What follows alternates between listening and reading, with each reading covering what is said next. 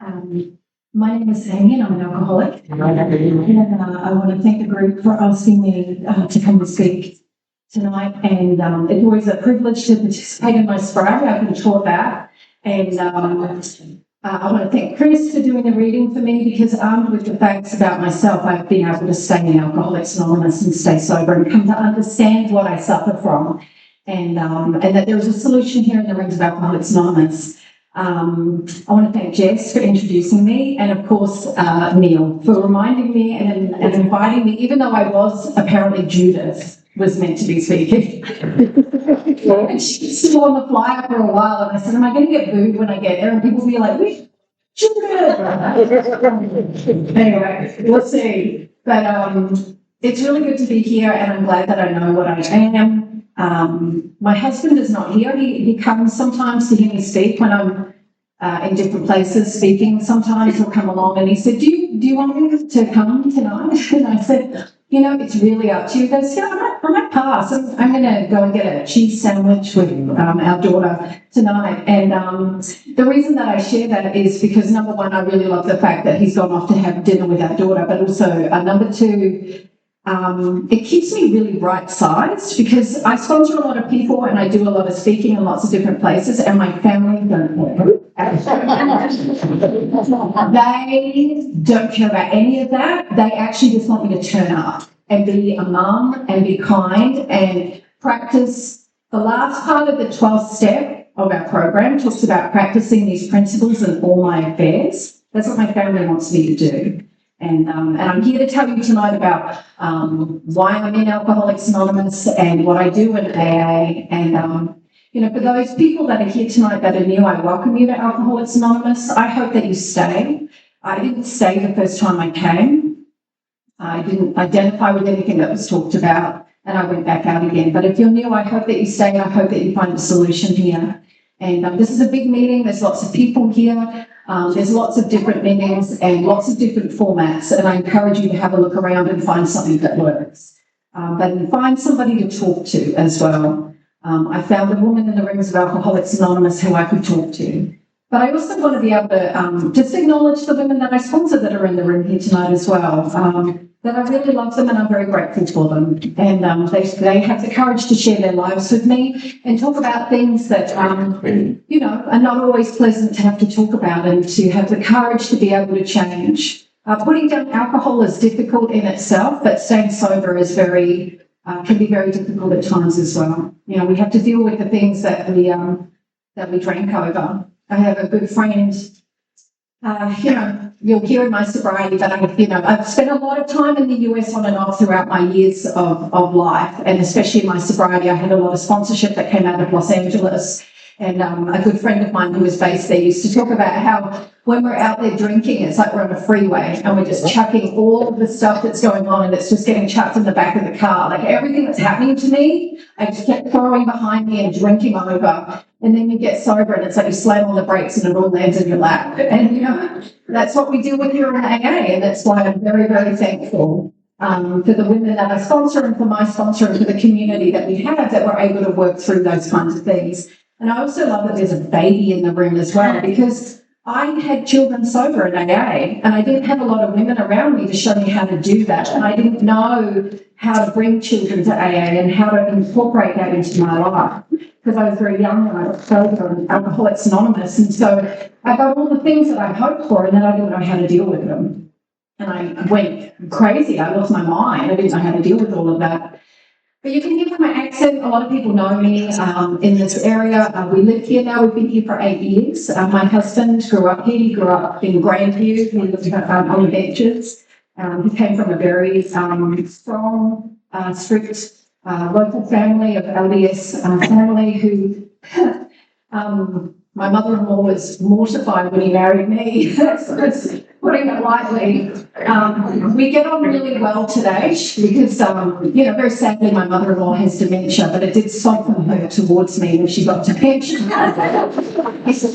She didn't like me very much. And my husband, on a blind date in Chicago, I'd been out here working, and I met him on a blind date in Chicago when I was out there, and he said, "I'm from Utah, let's go visit my family." I'm like, "I don't know, I've never been there, let's go." And I wore tiny shorts and a tank top, like it's a real thing. And I turned up at his mum's house with my cup of coffee, and I just didn't know. I had no idea. Like I wasn't doing it to be disrespectful. I just didn't know. But we've had, my husband and I have had a very good life together. Fraught with all its difficulties that marriage comes with. But anyway, that's part of the story. And I'm going to try not to bang around up here too much. I tend to move, and that can cause noise. So I'm sorry. I'll try to be still. Which is a mantra that I have, and I've gotten a lot better. I could not be still when I got here. Wow, I was like electric when we got here.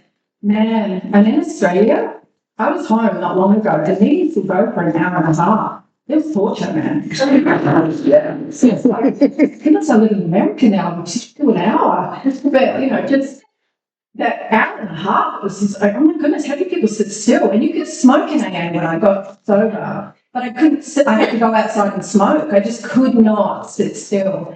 But so from Sydney, we moved here 8 years ago, and we have 3 daughters. All our daughters were born in Australia, and but I'm also American. I got my citizenship a couple of years ago, which I think I announced at a meeting as well, because I was really excited. It happened during COVID, so no one could come to my ceremony. But I'm really grateful. I'm really grateful that I get to do this journey sober. Like, this is my life. Sober and Alcoholics Anonymous means that I get to be in a country on another side of the world and talk about my journey of alcoholism and sobriety, and the sobriety journey of what we do here in AA and what's on offer.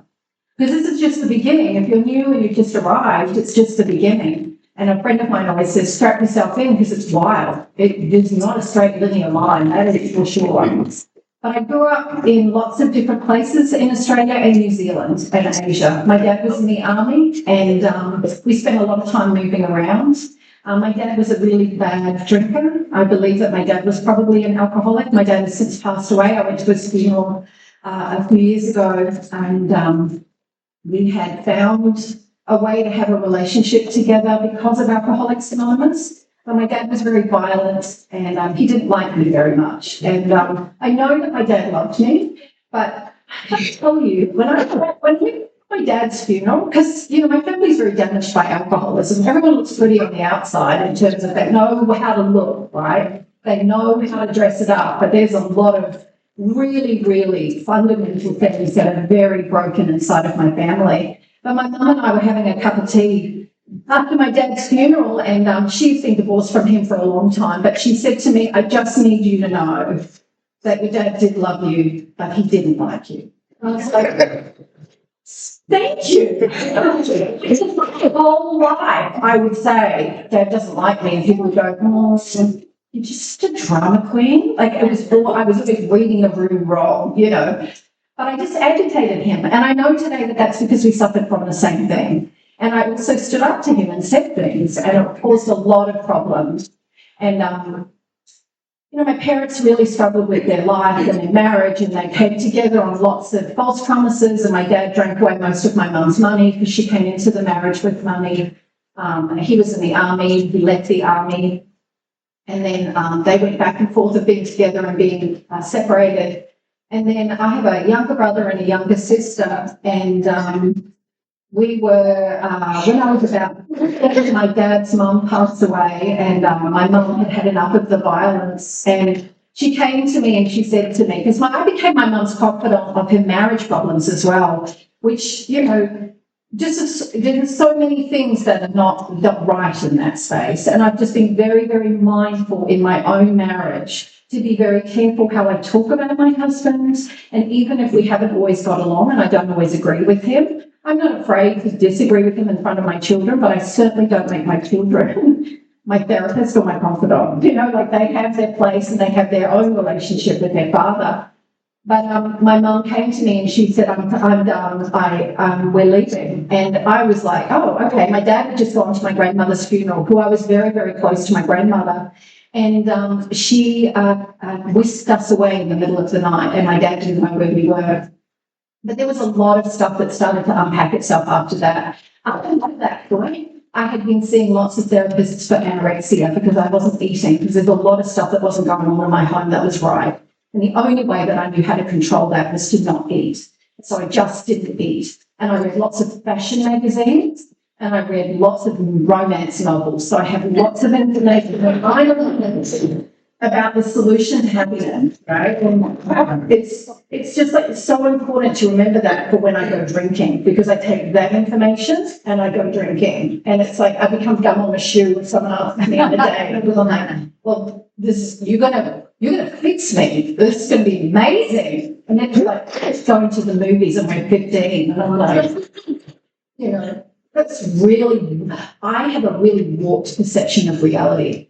But so we go to New Zealand to live. Dad can't find us. I grew up in my grandparents' home. My grandmother was a really bad drunk. She had died. My grandfather was still living there. He was a horrific man, violent, horrific man. And we were living in this house. My dad didn't know where we were, but then he found us. And then just all the games start with alcoholism. The push-pull, the nasty tapes. My dad would send tapes of updates and tell us he's going to find us and kill us, and all sorts of crazy stuff. Here's where the crazy, really crazy Al-Anon type behaviour kicks in too, is every time we would get a tape from Dad, my mum would pull it out of the thing and go, another tape from Dad, and she would play it. And the one that said that he was going to kill us, and she would go, Dad, send another tape.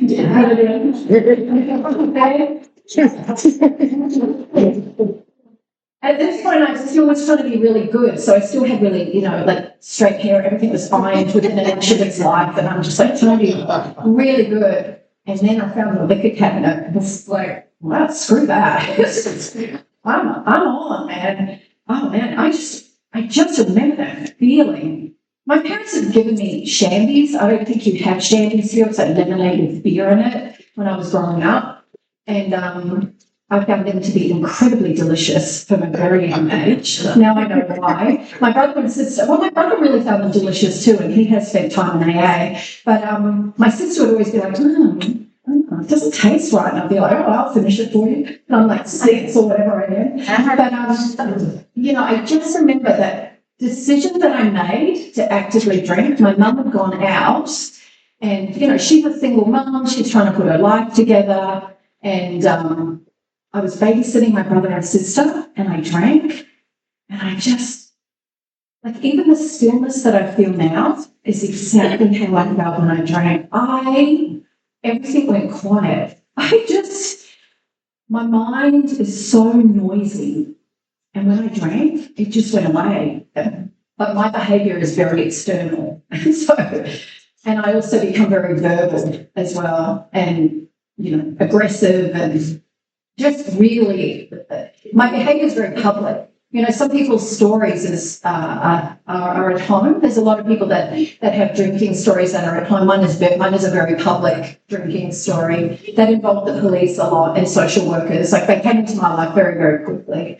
And I started taking alcohol to school. My drinking, I crossed a thin red line very, very fast. And I was 14 when I started drinking, and I got sober when I was 21. My sobriety day was the 8th of March, 1992, and it's not my first sobriety day, but that's the sobriety day that I have that my sponsor gave me, because I told her when I met her, I said, I want one of those things that everybody talks about as sobriety day. And she said, well, your name appeared back in the book on the 8th of March, 1992. Me, I'm like, I'm pretty sure it was February. I'm pretty sure you're wrong. That is my problem. I'm pretty sure you're wrong. They're wrong. They are wrong. Everyone's wrong. You need to see it my way. But anyway, I'm in this household, I'm causing chaos, the police are coming in and out of my life, my mum starts to get calls from the police, you need to come and get your daughter. And I had gone from being this straight-A student who baked cakes all the time because I was obsessed about getting my sister fat, because she had a really nice family. It's not okay. If I see in the fashion magazine that only the pretty girls win, right? Pretty girls win and skinny pretty girls win all the time. And she can't be a skinny pretty girl because she's my sister, so she has to be fat. So I would bake a lot of cakes and, my mum is used to me being this person, and it's like I just became a completely different person as soon as I drank. Completely different. I started to dress like it was the heyday of Madonna. And, we had the equivalent of MTV in New Zealand, although we all wished we had MTV. We all wished we lived in America, but we had radio with pictures, is what it was called. And I would wait for Madonna to come on. And so I could just emulate her, which I did. I just dressed like her. I went from looking like I'd come from some sort of catalogue with culottes and pulled up socks to my knees and flipped straight hair. Looking like a 14-year-old. I just spent the night in some, I don't even know, I just mesh tops with just bras underneath. My mum was like, what is going on? I was like, hey. I was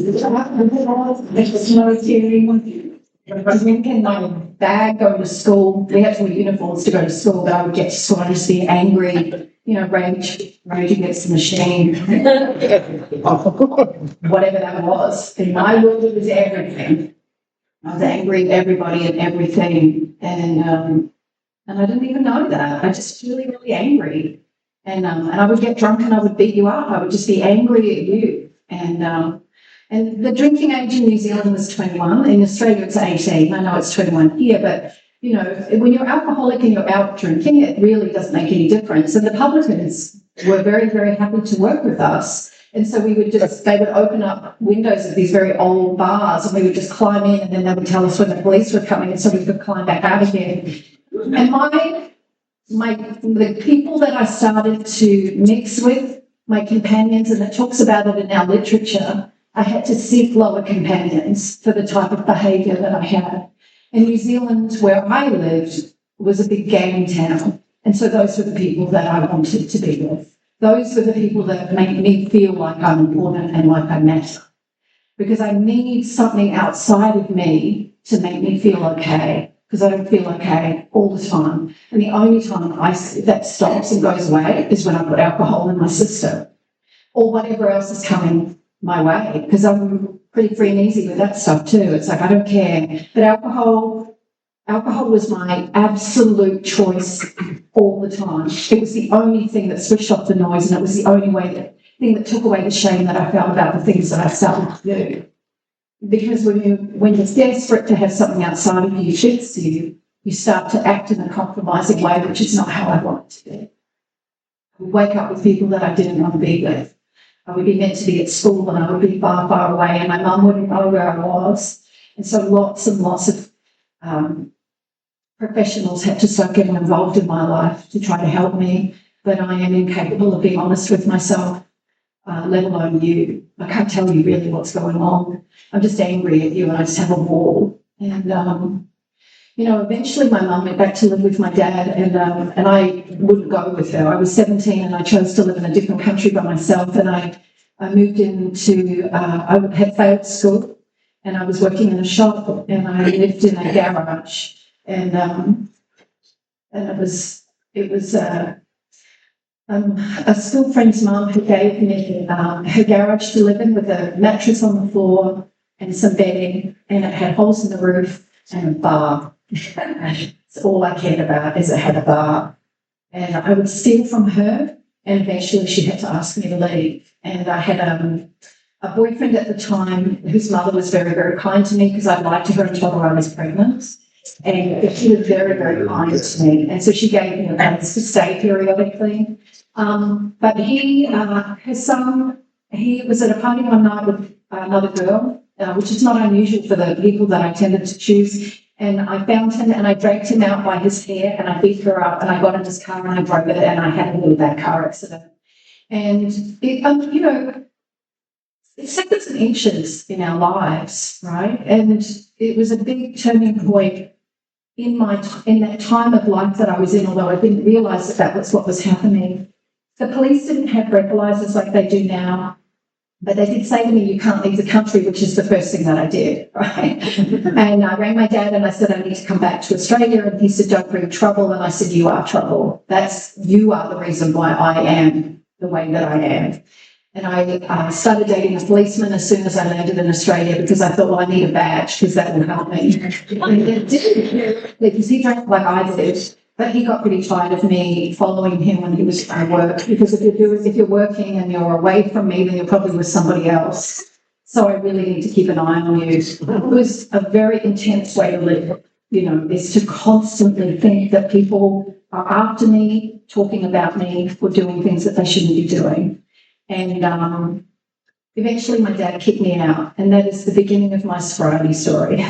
It was really violent and it was awful, and he cut me off from being able to speak to anybody. I had driven my policeman boyfriend's car home, and I'd driven it right up onto my parents' front yard and into their fence.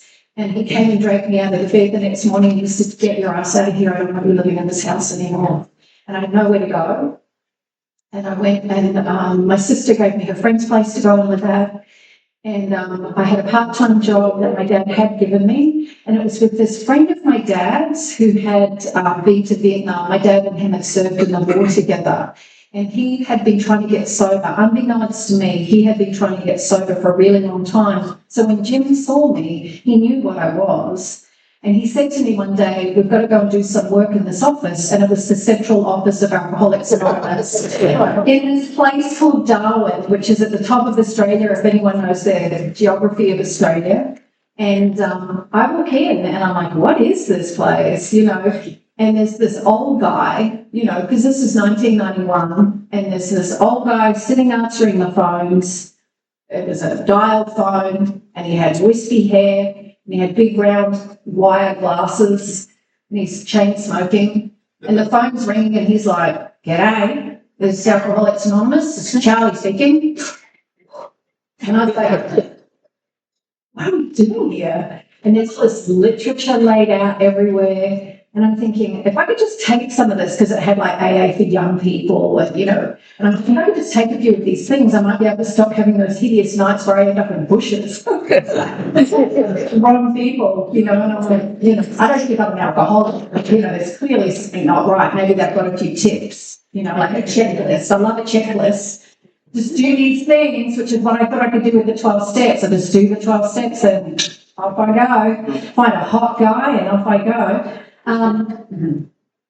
Anyway, I called AA not long after that, and the reason that I called Alcoholics Anonymous for help is because I come home, woke up out of a blackout with no clothes, none of my things, and a big fat sweaty taxi driver knocked on my door the next morning with all my stuff, and he winked at me, and I knew how I paid for the taxi fare. And that was not the first time that I'd done things like that, but at that point in time, I just wanted to peel my skin off. I was like, I don't want to do this anymore.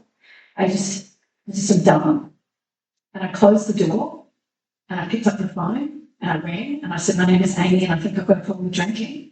And I swear, you people, Alcoholics Anonymous, I'm pretty sure I lay down for 5 seconds, and then there's, I'm like, sweetie, open the door, and I'm like, hello, she goes, hello, I'm Karen from AA.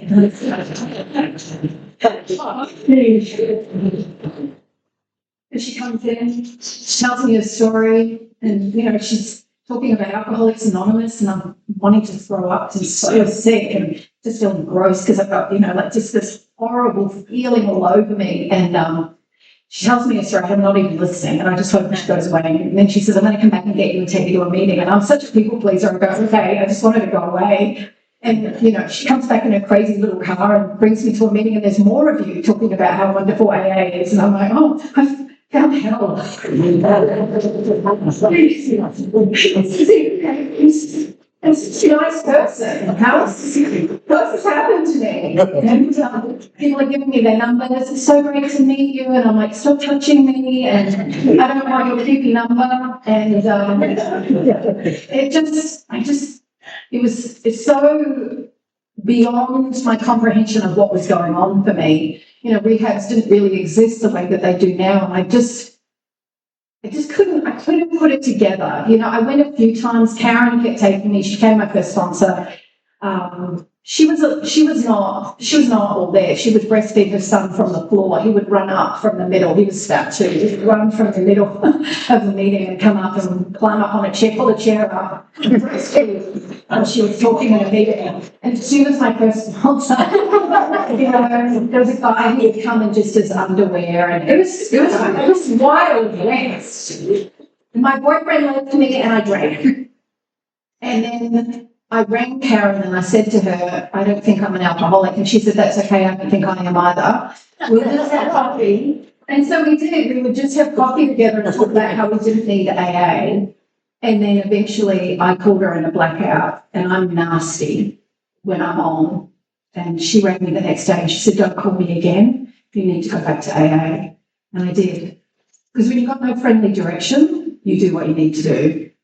And that's always been my saving grace. When I have no friendly direction, when I've got no one else making it soft for me or giving me another alternative, I will do what you put in front of me because I don't have any other choice. And I went back to Alcoholics Anonymous and I asked another woman to help me. They said, ask someone who has what you want. She had a hot boyfriend. I'd seen a different.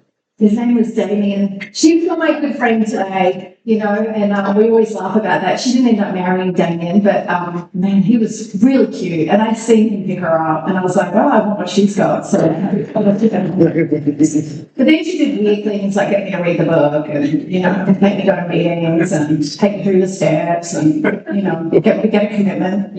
I would tell her about how my boyfriend had left me, and she'd say, "Why don't you be with Greta?" Why don't you go away, And I remember calling her one time and saying to her, it's a Sunday and the buses aren't running and you want me to be at the meeting, could you pick me up? And she said, no, I can't. I'm not going to be able to do that, but I'll see you there. She hung up on me. And I just remember feeling really, really rageful. And I walked, and it took an hour to get to the meeting.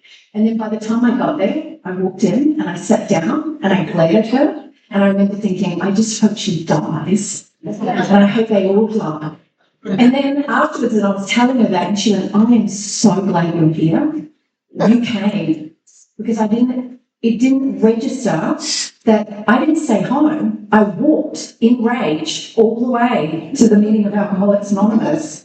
And I'm here tonight talking to you because I did stuff like that. Didn't matter the motive behind doing it. I did it, right? She said, you can be as angry at me as you like, but I'm so glad that you're here. Let's go do the dishes. And I'm like, people know how to do these things. They just slide through difficult conversations. They just slide through. And anyway, that is the beginning of my journey in Alcoholics Anonymous. My journey here in Alcoholics Anonymous has been full of adventures and misadventures and dating in AA when I shouldn't have been dating in AA. Having to, agree who's going to be at certain meetings because we're broken up, and all those kinds of things that started to happen to me because I was able to stay sober. Unfortunately, what happened for me is that I didn't have a sponsor for a period of time after Dominique. I thought that I could do that myself. I moved to Sydney from Darwin and I started sponsoring myself, and I went crazy in the rooms of Alcoholics Anonymous, which is what happens to us when we don't have a solution for alcoholism. Because my solution for alcoholism is drinking. It's a really bad one, but it is a solution to alcoholism. And unless I can find a replacement, I will need to drink again or do something to stop how I feel. Because just because I stopped just because I stopped drinking, my alcoholism actually got worse in the rooms of AA. I got more and more agitated. I got more and more angry. I got more and more entitled. I felt angry that I was sober in AA and I didn't have someone to date. Everyone clearly had someone else to date. Everyone else suffers from that, but I've always suffered from that thing of everyone else has that. Even when I was little, everyone else has the right backpack. Everyone else has a cheese sandwich. Everyone else. And I can still be like that today. It's, I'm fine for you. Your life is fine. My case is different, and that is alcoholism. That's the disease of alcoholism. It demands that my case is different so that I will go back out and drink again. I'm under absolutely no illusion today that I am an alcoholic and that I need to be in the middle of AA. If I even think that I can go to the edges, Because I tried to live on the edges for a while when I sponsored myself, and I nearly killed myself sober in AA. And I had gotten to a point where a boyfriend that I had, he was a pilot, he looked so good on the outside. He was everything that I thought that I needed that would fix me, and it wasn't fixing me because I wasn't going to Alcoholics Anonymous and doing what you suggested. I would just go into meetings and I would dump a lot of stuff and then I would leave. I didn't have a sponsor and I wasn't doing anything that was suggested. And I went crazy. And how I resolved that is I would sidle up to him at night time and I would say, we should get married. And he would say, I don't think so. And I would be like, oh, we should get married. And then that became pretty much all I could say. And I remember one time we were on a freeway in Sydney and I was about 3 years sober, living this life with no sponsor and doing all of this stuff. And I'm at him and I'm like, we should get married. We should do that. And I'm saying it in a calm voice. I'm sure it wasn't calm because what happened is he pulled off the freeway and he looked at me and he started crying and he said, I actually don't know what's wrong with you, but I don't know how to fix you. You need to get help because this is crazy. And I feel like you want something from me that I can't give you. And isn't that written in our literature? That we demand things from people that they can't give us.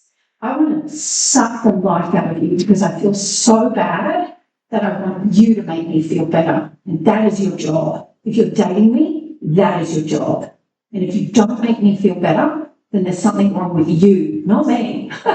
I just couldn't, there's no way that I can reflect it back on myself because then I might have to have a look at what's actually going on.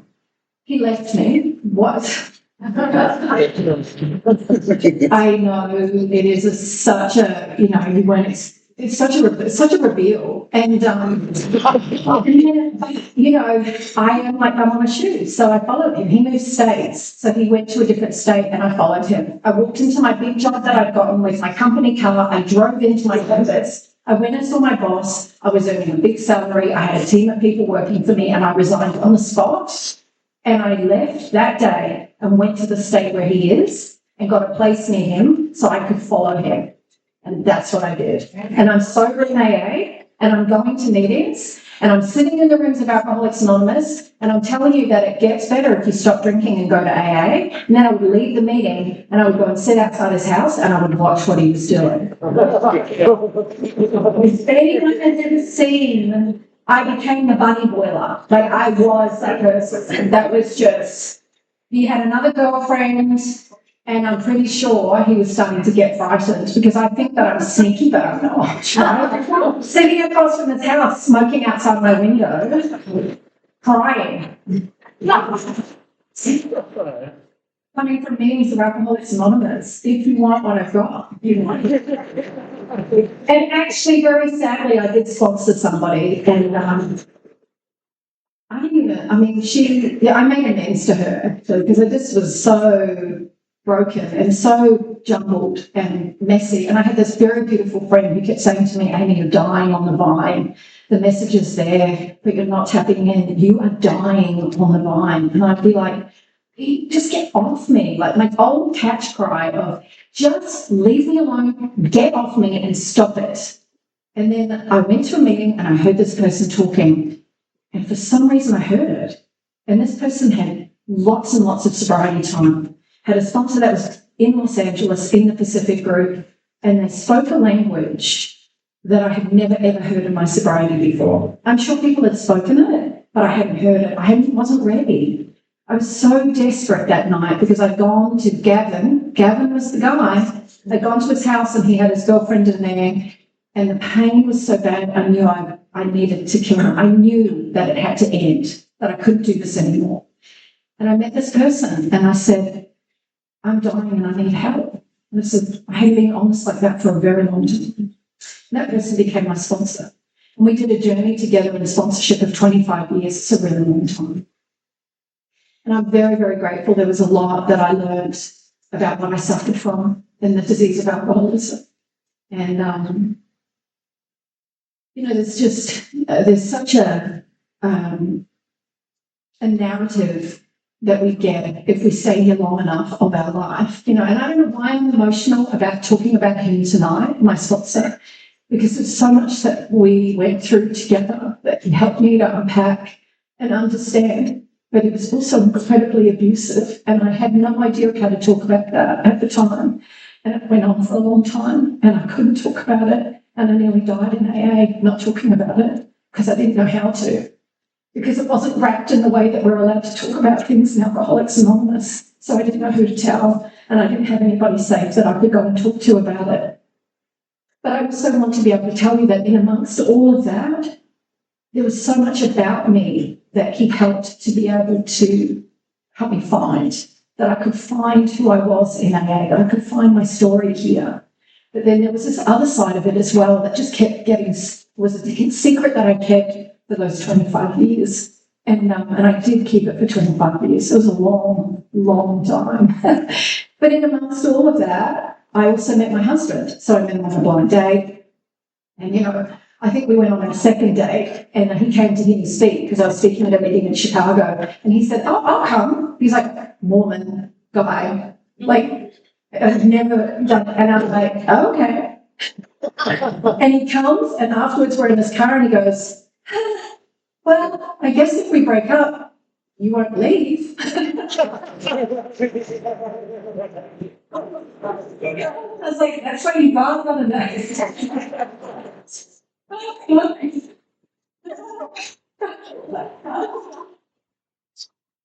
Honestly, God was really performing a miracle at night because it's like, he's such a nice guy. We've just had so much, we've done so much stuff together back and forth, you know, that we weren't sure we could even stay married. I mean, that's part of life, right? Like we get to walk through all of that stuff, but you know, we got married. He came and lived in Australia, and at my wedding, my dad threatened to shoot me because that's what my dad is like. So we had to get a security guard and stop my dad coming. And my in-laws arrived, and my mother-in-law's like, I had to sit her down and say, "My dad can't come because he threatened to shoot me, but don't worry, we've got a security guard. It's going to give me away. This is my family," you know. And she's like, "Is it hereditary?" I think that was all she could say. Something like that. And I just remember looking at her thinking, "Oh, wow, you've missed the point. This is, you know, whatever. Yes, it is. Yes." Yes! I mean, I suddenly snapped at her because I was just so, you know, wired. I'm trying to get ready for a wedding and my dad's out there somewhere with a gun wanting to shoot me, and I'm like, but then we had children, and you know what happened for me is when we had children, as anyone here who can experience when you have children, is they don't actually do what you want them to do, and I don't have control freak by nature, and I need 8 hours of sleep, and I need to do my readings in the morning, and I need to put my sponsor at this time because otherwise I get in big trouble. And trust me, I got in big trouble if I didn't call at the right time. I need to call at the right time, and I need to be at this meeting, and I need to be at this conference, and this is my schedule. And I had babies, and they don't work with that schedule. And I went completely insane because I was trying to control them, and I became a violent mother, and I was double-digit sobriety. And I realised that the rage that I had grown up with was inside of me whether I drink or not, that it is part of the nature of my disease that I have come to understand. And I wish that I could tell you that I recognised it as soon as it started, but I didn't. I did it for years. I did it to the point where my husband would come home at lunchtime from work, because he would be worried. He didn't want to say too much, but he would be worried about what might be happening in the home. And I wasn't telling my sponsor, because if you tell your sponsor, then you might have to acknowledge that maybe you're not doing something. Maybe they might say those horrible words. Sounds like you're not working the program. Have you read the book lately? You know?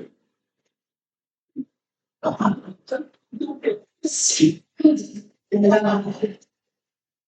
thought about a 3-year-old daughter who's now 23. Emily is 23 now. I threw her across the room and her little body crumbled because it hit a piece of furniture in her bedroom, and I thought I had killed her.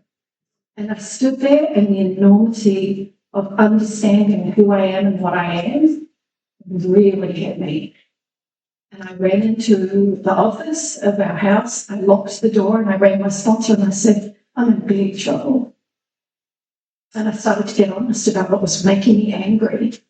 Why I was so angry. I was so angry that you could all go to meetings and I had to stay home with babies. I was so angry that my husband was getting fat. He wasn't fat when I married him. How dare he get fat? I was so angry that I had to live out in the suburbs in a boring house. I wanted to be in the middle of Sydney where it was all happening and be in the middle of AA on a Saturday night meeting with all of you. And instead I was at home feeding babies and so angry. I was angry that I had to give up my career. I was angry, and I was really, really angry that there was all this stuff that had gone on with my sponsor that I hadn't been able to talk about, but I still couldn't talk about it. And what I had to do was I had to come to see that this is a disease that we suffer from, that is inside of us, that nothing external to me is going to fix this. I have been very, very fortunate in my sobriety to not only still be here, like I'm 33 years sober and I'm 54 years old. Number one, it's a privilege to get older because not a lot of people get older, right? People die. And number two, the really big thing is that I'm here and I'm 33 years sober. Most people don't make it. All those people that I talked to you about, except for Dominique, my first sponsor, no one else is sober. And I know that because Dominique and I have kept in touch with people. What I've come to understand is that I have a very, very good life, but it will not fix alcoholism. I suffer from a disease that is inside of me. I am constantly, my natural disposition is to be the person who is the most uncomfortable in a room, who is always agitated, who is always looking for the next party. You know, because once too many and 100's not enough applies to me for men, booze, food, money, doesn't matter. My alcoholism burns through stuff. It is nasty. It will burn through things. And it was burning through my family because I got them and they weren't enough. It wasn't fixing it. I felt irritable, discontent, and it wasn't okay. And it was their fault. And I had to really be willing to start to shift perspective and really see that I had to start taking some different actions, which I had no idea. That alcoholism will always be inside me. And I remember crying and saying to my sponsor, I had no idea what I was dealing with. I had no idea what I was dealing with. And he's like, honey, isn't that great? Otherwise you wouldn't have stayed.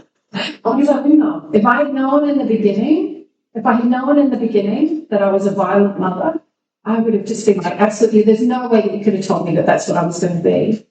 I'm really happy to tell you today that that's not my life. You know, our middle daughter, Alice, she doesn't live with us anymore, but we were lying on the bed together last year talking, and she said to me, do you remember, Mum, when you used to be really, really angry and you would hit us sometimes? And I was like, I know, and I'm so sorry that I was like that. I've made amends to my children for things. And I said to her, I'm just so sorry that I was like that. And it has taken me a long time to work away from being that person. And she looked at me, she held my hand, and she said, you're so not that person anymore.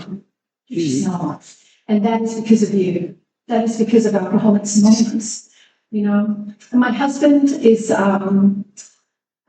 know, we are in a really good place today. You know, last year we thought we might need to get divorced because my alcoholism decided that he wasn't enough. And I know that we have problems in our marriage. I think a lot of people have problems. But it really started to go at him full force, and it became very justifiable. And what I realised is that if I truly want to be living that last part of the 12th step, and I'm not here to tell people that they need to stay in marriages, there is abuse. I sponsor women who have left marriages where we've talked very deeply about abuse is not okay. And but my husband is not that person. He just became bland in my mind. People love him because they know him. Like, you know, that's a nicest person. You went picture his mouth, you would be smiling while I'm saying that, going, this is true. You did think I was lying. Knowing that he's not. He is intact in himself, knowing that he is not a bland person and that is my problem, you know. But he looked at me one day and said the same thing that guy Gavin said to me on the freeway. He said to me with tears in his eyes, I don't know what's wrong with you, but I'm not the solution, nor am I the problem. And boy, did it catch my attention, because I remembered Gavin telling me that on the freeway all those years ago, and I'm like, how can I be this person? How does alcoholism catch me like this when I'm busy in the middle of AA doing all this stuff, and yet it's feeding me these lies? Alcoholism just feeds lies. It wants to tell me it's not enough. You need something different. It's not enough. And it's their fault. It's not enough. And today I'm just really grateful that I'm not the most disturbed person in the room. Really, to be put it at its basic level, I'm very grateful that I'm not the most disturbed person in the room. And I'm very grateful that a lot of the time that is the case no matter which room I'm in. You know, in my work environment, I deal with very difficult situations where people get very heated. And I'm really grateful that I'm able to pause. You know, one of the things that Alcoholics Anonymous has taught me to do is to just be curious, to lean in and be curious and think, why are they behaving that way? Because the other thing too, when I sponsor people, because my goodness, I have beautiful women I sponsor today and we have a great time. Well, I hope they have the same experience, but I had that experience with them. But anyway, when I sponsored people years ago, they were not having a great time because I was very mean, a very mean sponsor. If you weren't doing it the way that I wanted you to do it, I treated you the way that I was being treated and I passed it down the line. And I was very, very hard. And I don't think anybody can get well that way. I just don't think that that's how it works. We don't shoot our wounded. We say that from the floor and then we do it. You know, and I'm far more interested in being linked with people than ranking them. You know, I really am far more interested in how far we can go together on this journey. I got Sharon to be my sponsor. Sharon is a woman who celebrates 50 years of sobriety this year. And I got her to be my sponsor about 5 years ago. I call Sharon on a regular basis and I write her a letter every week, not because she tells me I have to, but because I need to be accountable because I know what kind of an alcoholic that I am. I need to tell somebody else what my mind is doing. Sharon got me to do an inventory when she started sponsoring me on the stuff that had happened with my sponsor. She got me to start unpacking all the things that had happened with my sponsor. Because I went to a conference that she was running for her with her women, and I think Jess might have been there. There was a group of women that were with me, and we went out to Los Angeles. We go to this conference. This woman that I've known for years, because I've gone back and forth to the US, she says to me, you shared something in a meeting today, and I think you need to drill down on that a little bit more. And then she looks at me more deeply, and she goes, because we saw what was happening to you, and we knew what was going on with your sponsor. And when she said it to me, I was just like, it is something that happened to me that just went into complete meltdown mode. And I went and I found Sharon, who always has 1,000 people around her. If anybody knows my sponsor, Sharon C. She always has 1,000. She was sitting by herself eating a salad. And I go in and I'm like, she's like, Amy, welcome. And I'm like completely melting down to her about everything that's going on. And I'm like, I never said this. So she's like, was Linda mean to you? I'm like, speak to me. Speak to me. Just trying to get her back on point. And then the women that I sponsor over having their lunch, frozen. So I'm like, completely melting down to Sharon. And all of the secrets just came out. And they just came out. They were all over her salad. They were all over They were all over me. My hair was getting frizzier and frizzier because I actually have curly hair, but I had a cut today. So I said to the lady cutting my hair, I'm speaking at a thing tonight, making you look glamorous. And she was like, let's blow it out. I never blow my hair out. But anyway. There I am, my hair's getting frizzier and frizzier and frizzier while I'm talking to Sharon, and my eyes are getting puffier and puffier and puffier. And the release that came from letting it all go, because it was so stuck in here. And then I've had to work out how to build it into my story to tell my truth. You know, I was a young woman, and there was also a lot of good that happened in that relationship, but there was a lot of damage that happened as well. He has since passed away. And the lineage that he had come from inside of the Pacific group was one that was very revered. So it was very, very difficult for me to be able to find a place to be able to tell my story. And I also want to be able to say that it doesn't pass my attention that I have enough sobriety time that I can stand here and tell you that story. It is far more difficult if you're new in Alcoholics Anonymous and those things are happening to try to tell the story. Is that I didn't know how to do it. But today, I've been able to see that, you know, we come to Alcoholics Anonymous and we're broken, and we sit inside the rooms of AA with broken people. And what we do inside of here is we try to get well. And we try to get well from a disease that wants to tell us that we don't have it, We try to get well from a disease that wants to kill us. Because while I'm sitting here with you tonight, my disease, make no mistake, my disease is in the background fabricating stories, trying to tell me things that I've learned today how I need to keep that at bay. You know, the longer that I stay sober and the older that I get, the more I need to be in the middle of Alcoholics Anonymous. I thought that it would be the reverse, you know, but it doesn't mean that I haven't been able to have a really big life. The relationships with my family back home have been mended. But then also, you know, I have a sister who went to Al-Anon for a little while, and we were really, really close for a very, very long time. And one of the things that I really want to do is I want to be good, and I want you to like me. And I use the tools of Alcoholics Anonymous as weapons against myself in many ways. I kept making amends to my sister to try to make it right. I kept trying to do the things with her that would make our relationship good, and I never seemed to be able to hit the mark. I always had to be something that I wasn't when I was with her, and I always had to be wrong, and it was just this very, very tenuous relationship. And I said to Sharon a couple of years ago, do I need to make amends again? Did I miss something? And she just went really quiet, and she said to me, I just want you to stop. I just want you to stop. And I did. I just stopped. I'm kind, I listen, and I'm compassionate, but I just stopped. I stopped getting on that hamster wheel of trying to make it be something. And the sad part about that is that I don't really have much connection with her these days. But I understand today too that me being an Alcoholics Anonymous is actually something that's really not, it's not an easy topic for my family. They don't like the fact that I'm sober in AA. My mum still to this day thinks that maybe one day I'll stop going. 33 years later, I'm like, no, Mum, I do.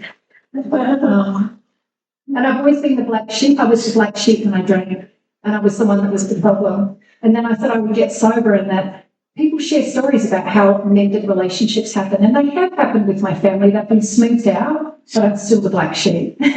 I'm still seen as being weird and different, and I'm okay with that today because I'm weird and different. I live in America. I've got a husband. We've got 3 kids.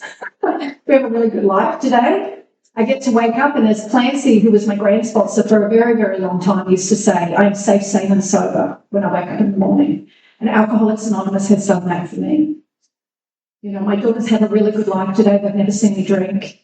They have friends today that need to go to Alcoholics Anonymous, and I sat with one of my daughter's best friends the other day that asked me if she could go to a meeting of AA. My daughter's ex-boyfriend and I are still very, very good friends. His mother died of this disease, and his sister got sober because I go to AA, and I gave her connections in knowledge. Alcoholics Anonymous has made my life so big and full, and my children and my husband, who are not that interested in how many people I sponsor or how many meetings I go to or any of that stuff, have this amazing life because of you guys. Because one time I said to my husband, if I ever drink, you run for the hills. And he said to me, I've heard you share, I will. It's so good to be with you tonight. I'm really, really thankful to be asked to come and speak. You know, it's tough when you're the speaker that come in and it's local, because a lot of people here know me. But it's such a privilege. I never ever take for granted for the fact that I get to come and share my story of sobriety and survival in AA, right? But not only just survival of white knuckling, having fun. I laugh a lot. I laugh a lot with the women that I sponsor, and I laugh a lot with my family because laughter keeps the darkness away. I have a very dark head. I can go to dark places very quickly, but laughter will keep me out of that. If you're new, I welcome you here. I hope you stick around. Thanks for having me.